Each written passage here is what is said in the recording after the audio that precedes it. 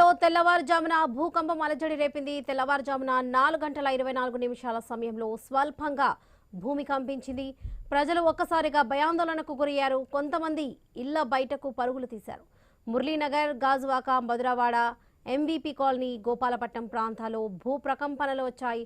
భూకంప తీవ్రత రిక్టర్ స్కేల్పై 3గా ఉండవచ్చని అంచనా వేస్తున్నారు. ఎలాంటి ప్రాణ ఆస్తి నష్టం జరగలేదని అధికారులు తెలిపారు.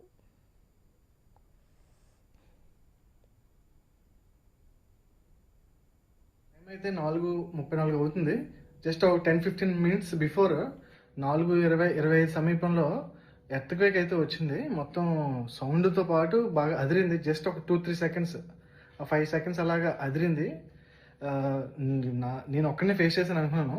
సో మన వైజాగ్ మొత్తం చాలా మందికి ఇదైతే ఫేస్ చేశారు. గైస్ ఇప్పుడు టైం అయితే 4:34 అవుతుంది.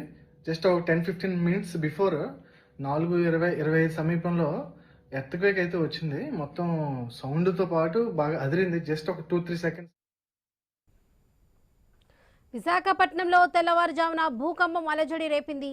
తెల్లవారుజామున 4:24 సమయంలో స్వల్పంగా భూమి కంపించింది. ప్రజలు ఒకసారిగా భయాందోళనకు గురయ్యారు. కొంతమంది ఇళ్ల బయటకు పరుగులు తీశారు. మురళీనగర్, గాజువాక, మధురవాడ, ఎంబీపీ కాలనీ, గోపాలపట్నం ప్రాంతాల్లో భూ ప్రకంపనలు వచ్చాయి.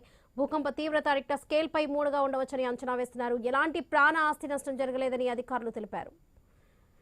రైట్, విశాఖపట్నంలో తెల్లవారుజామున భూకంప అలజడి రేపింది. తెల్లవారుజామున 4:24 సమయంలో స్వల్పంగా భూమి కంపించినటువంటి సిచ్యువేషన్ కనిపిస్తుంది.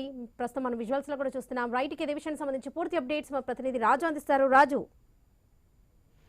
శివలక్ష్మి, ఏదైతే విశాఖపట్నంలో ఈరోజు తెల్లవారుజామున 4:25 స్వల్ప భూకంపం అయితే చోటు చేసుకుంది. ముఖ్యంగా చూసుకుంటే విశాఖపట్నం నగరంలోని ఆ ప్రజలందరూ కూడా తెల్లవారుజాము నిద్రలో ఉన్న సమయంలో అయితే ఈ సంఘటన చోటు చేసుకోవడంతో చాలా వరకు కొంతమందికి అయితే విషయం ఇప్పటికీ కూడా అర్థం కాక గందరగోళంలో ఉన్నారని చెప్పుకోవచ్చు.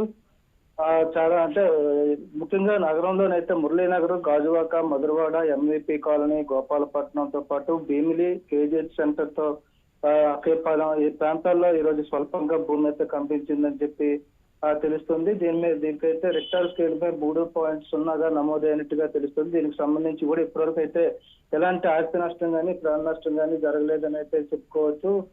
ఒక్కసారిగా తెల్లవారుజామున దాదాపు 3 నుంచి 4 సెకండ్లు అయితే భూమి కంపించినట్టయితే స్థానికులు అయితే తెలియజేస్తున్న పరిస్థితి ఉంది. దీనికి సంబంధించి కూడా ప్రజలు ఆందోళన చెందొద్దంటూ అధికారులు అయితే ఇప్పటికే చెప్పినప్పటికీ కూడా ప్రజల్లో అయితే ఇంకా మళ్ళీ భూకంపం వచ్చే అవకాశాలు ఉన్నాయా అన్న భయాన్ని అయితే కలిగిస్తున్న పరిస్థితి ప్రస్తుతం విశాఖపట్నంలో కనిపిస్తుంది. వాళ్ళకి రైట్ రాజు, థ్యాంక్ యూ.